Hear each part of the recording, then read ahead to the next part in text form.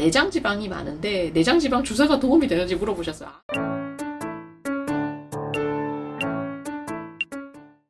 네, 랜선진료실 2탄입니다.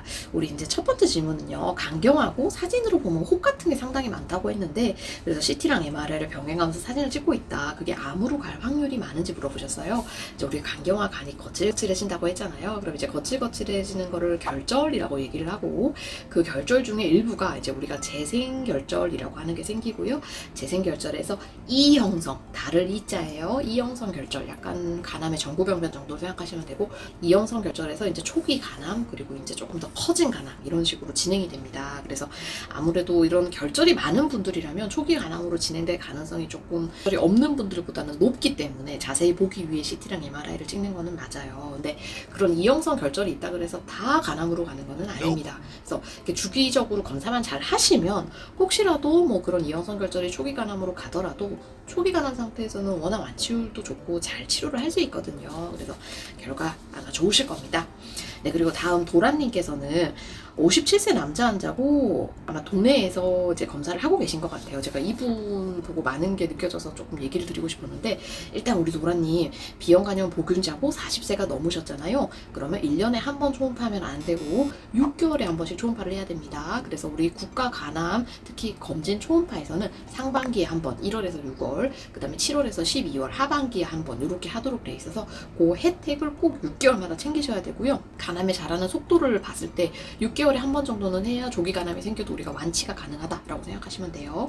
그리고 이 비형 간염이 있기 때문에 사실은 이제 술보다는 비형 간염 자체가 워낙 센 간경화나 아니면 간암으로 가게 되는 드라이빙 포스로 작용을 하게 됩니다. 그래서 물론 술도 중요하지만 항바이러스제를 필요하면 드시는 게 좋을 것 같고, 비형 간염 DNA, HBV DNA를 체크를 해보시고 만약에 디텍션이 된다고 하면 항바이러스제를 급여로 드실 수가 있습니다.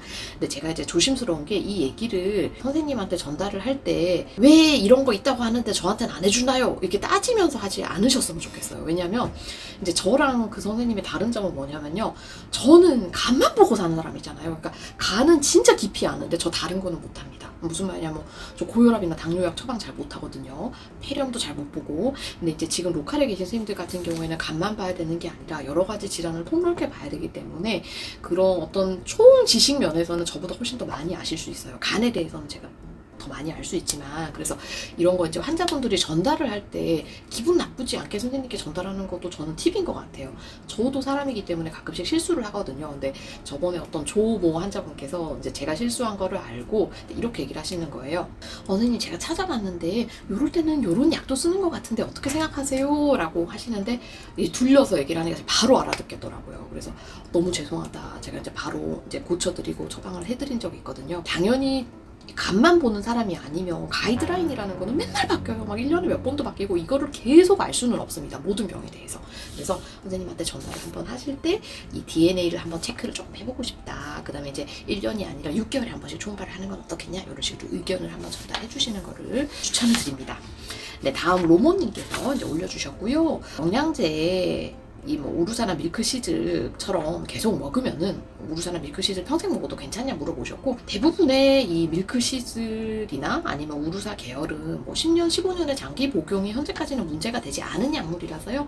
계속 오래 드셔도 될 것 같습니다. 네, 특히나 우루사는 PBC라는 질병 때문에 장기 데이터가 많이 나와 있는 편인데 장기적으로 먹는다고 문제가 됐던 적은 없어요. 네, 다음은 이제 아마 비형 간염으로 항바이러스를 드시고 있는 분인데 알파피토프로테인 수치가 10에서 19 사이로 계속 왔다 갔다 하신대요. 그래서 좀 걱정이 된다는 것 같은데, 알파피토프로테인이라는 거는 간암이 생길 수 있는 선별 검사예요. 그러니까 알파피토프로테인이 높아지면은 영상 검사를 찍어봐라 라는 건데, 영상에서 특별한 게 없었으면 올라가도 크게 걱정 안 하셔도 될 것 같고, 만약에 정말 암이 생겨서 알파피토프로테인이 올라간다 그러면 일반적으로는 6주, 방광기가 6주거든요. 6주에 2배 정도씩 올라가게 됩니다. 근데 지금 계속 몇 년째 그 사이에서만 왔다 갔다 하는 거면 암이 생겨서 오르는 거는 아닐 가능성이 높을 것 같아요. 같아요. 네, 그리고 이제 다음 우리 환자분께서 2024년 3월에 식도 정맥류 출혈이 있었고 그때 아마 산정특례 기준이 맞았던 것 같아요. 지금은 이제 호전이 돼서 기준이 안 맞는 것 같고요. 그러니까 그 피가 났던 시점에 산정특례 기준이 맞으면은 그때는 등록할 수 있어요. 그래서 요거는 교수님한테 얘기를 하시고 등록을 해달라고 하면 되고, 이 교수님이 바뀌셨다고 했는데 같은 병원이죠. 그러니까 데이터가 남아 있는 거죠. 그러면 이제 그때 3월에 데이터가 조금 안 좋아서 아마 산정특례 기준을 만족하는 것 같다라고 얘기하시면은 다른 교수님이라도 얼마든지 등록해 주실 수 있으니까 한번 얘기를 해보시면 좋을 것 같습니다. 네, 다음 H님께서 술을 드셔서 감마지티가 512였는데 술 끊고 나서 100으로 됐다고 이제 자랑을 올려주셨어요. 너무 잘하셨고요.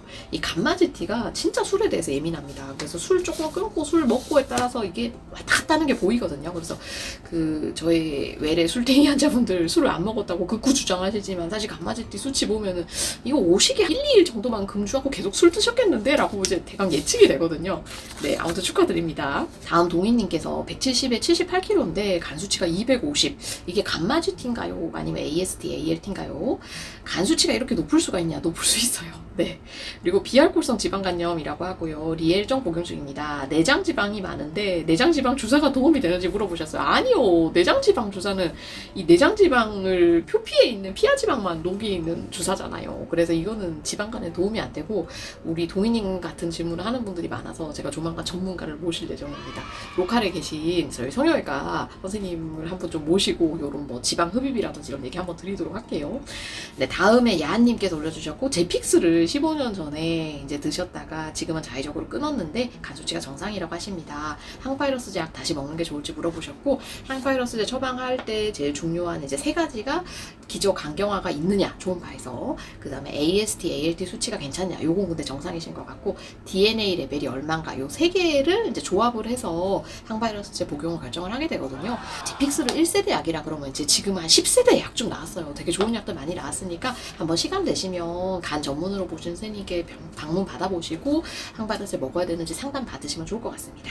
다음은 이제 간 선종이 생겨서 지금 글을 올려주셨고, 이 글 올려주신 분 여자분이죠. 대부분 간 선종은 여자들이 많이 생긴데 이거를 이제 1년 후에 추적 검사 하자고 하는데 추적 관찰만 하면 되는 건지 물어보셨어요.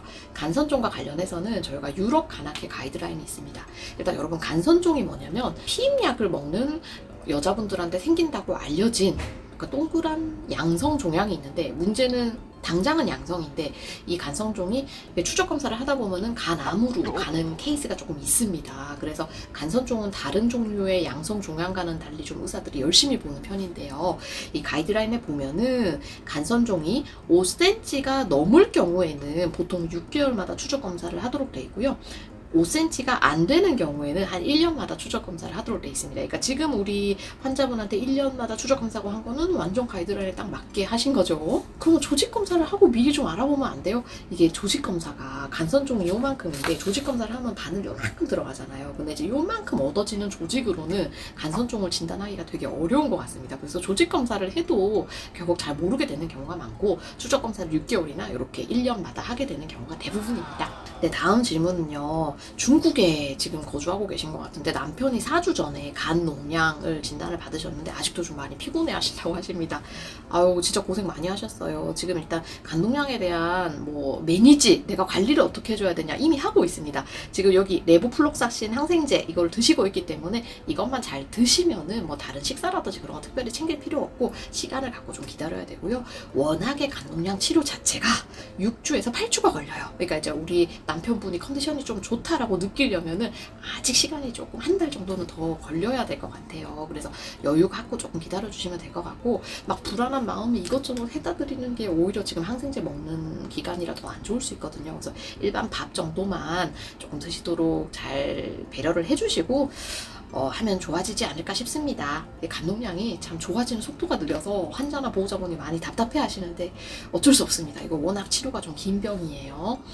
네, 다음에 칡즙을 드시고 급성 신우염도 오고 간 수치가 올라가서 보험가입이 안 되고 난소, 낭종, 혹이 더 커져서 수술까지 하셨다고 합니다. 그 건강보조식품을 먹게 되면은 가장 고통받는 장기 두 개가 간이랑 콩팥입니다. 이 간이랑 콩팥이 최종적으로 약물이 분해돼서 나가는 마지막 장기거든요. 근데 이제 아마 난소, 낭종, 혹은 이 칡즙 때문에는 아닐 가능성이 조금 높으니까 이 친구는 조금 가능성이 떨어질 것 같고 고생 많이 하셨습니다. 뭐 칡즙이 잘못된 건 아니겠지만 우리 환자분과는 조금 궁합이 안 맞았던 걸로 해야 될 것 같고 앞으로도 안 드시는 게 좋고요. 이분은 이제 초음파를 했는데 간이 좀 거칠다는 얘기를 들으셨던 것 같아요. 술도 안 드셨고.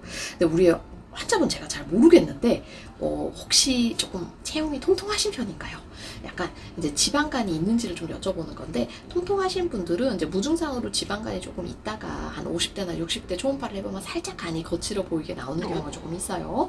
그래서 만약 통통하신 분이면 지방간 여부를 조금 같이 확인해보면 좋을 것 같고 통통하지 않은 분이라면 그리고 이제 아마 갱년기 말씀하신 거 봐서는 여자분인 것 같은데 뭐 자가면역 간염이라든지 그런 거 검사를 해볼 것 같습니다. 그래서 만약에 우리 환자분이 저한테 진료로 왔다 그러면 저는 아마 그럴 것 같아요. 그런 지방간이 뭐 예전에 있었을지만한 병력 청취를 하고 실제 파이브로 스캔을 한번 해봐서 이분이 정말 간이 굳은 건지 안 굳은 건지 그런 검사를 해보고 간 수치가 정상인지를 한번 확인을 하는데 간 수치가 괜찮으면 조금 이제 기다려 볼 것 같고요. 만약에 간 수치도 조금 높다 그리고 중년 여성이다 그러면 자가면역 간염 정도를 한번 확인해 보지 않을까 싶습니다. 네, 이렇게 랜선 진료실이 끝나게 됐습니다. 여러분 항상 건강하시고 또 행복한 하루 되세요.